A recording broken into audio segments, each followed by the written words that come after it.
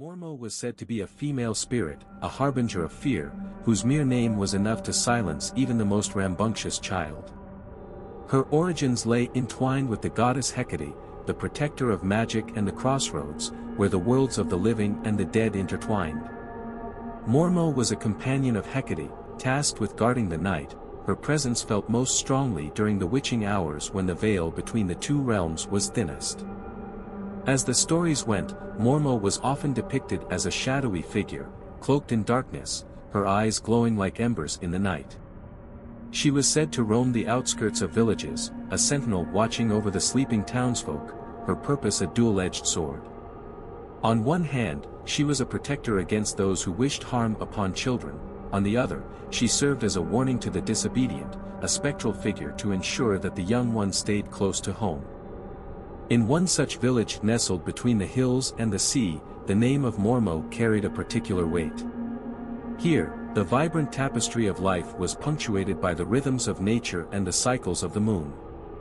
Children played in the fields by day, their laughter echoing in the valleys, but as twilight approached, mothers would call them inside, reminding them of the tales of Mormo. "Stay close, or Mormo will find you," they would say, their eyes twinkling with a mix of jest and genuine fear.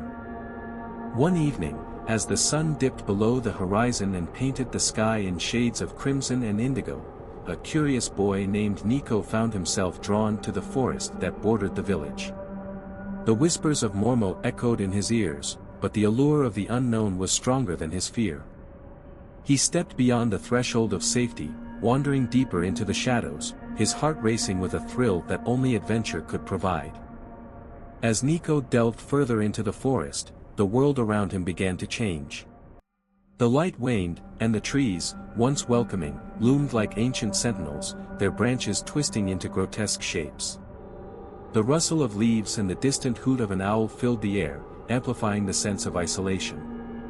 It wasn't long before he felt it, the chill that crept up his spine, a subtle reminder of Mormo's presence. Suddenly, a gust of wind swept through the trees, and with it came a voice, soft yet resonant, "Niko."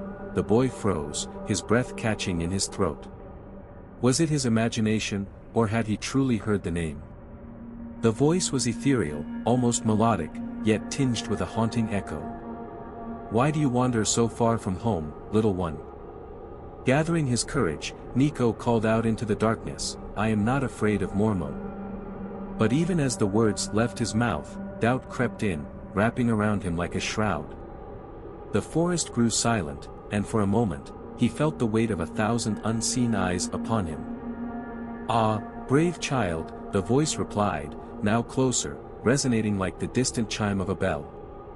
"But fear is a wise companion, and in the shadows, I am both protector and punisher. What do you seek in the depths of night?" "I seek adventure," Niko proclaimed, his heart pounding as he turned to face the voice, only to find himself staring into the glowing eyes of Mormo. She was not the terrifying creature he had been led to believe, but rather an enigmatic figure, her form shifting between the light and the dark, like the fleeting moments of dusk. "Adventure, you say?" Mormo mused, a ghostly smile playing on her lips. "Tell me, brave one, do you understand the tales of the night? Every adventure has its price, and the darkness you seek is not without consequence." With that, she beckoned him closer, and against his better judgment, Niko stepped forward. He found himself in a realm woven from shadows, a landscape alive with whispers and secrets. Mormo guided him through enchanted groves and hidden glades, where the moonlight shimmered like silver on the water. He witnessed the dance of spirits, the flicker of will-o'-the-wisps, and the beauty of the night that lay hidden from those who feared it. As the night wore on, Niko learned of the delicate balance between light and dark, the intertwining of joy and fear. Mormo spoke of the stories that shaped their world, of how fear could protect, and how adventure could enlighten. With each revelation, the boy's heart swelled, and he began to see Mormo not as a monster to be feared, but as a guardian of wisdom, a guide through the unknown. But as dawn approached, Mormo's voice grew softer, tinged with a sadness that made Niko's heart ache. "You must return to your village, little one. The sun will rise, and with it, the world will awaken. But remember, the night is not to be feared. It is a time for understanding, for embracing both joy and sorrow. Reluctantly, Niko nodded, understanding that his adventure had come to an end. Mormo led him back to the edge of the forest, where the first rays of sunlight broke through the trees, casting warm light across the cool earth. As he stepped back into the world of the living, he turned to thank Mormo, but she had vanished into the shadows, leaving behind only the echo of her laughter. Returning home, Niko shared his tale with the villagers, dispelling the fear that had long shrouded Mormo's name. "She is not a monster," he proclaimed, his eyes shining with newfound understanding. "Mormo is a guardian, a spirit who watches over us in the night."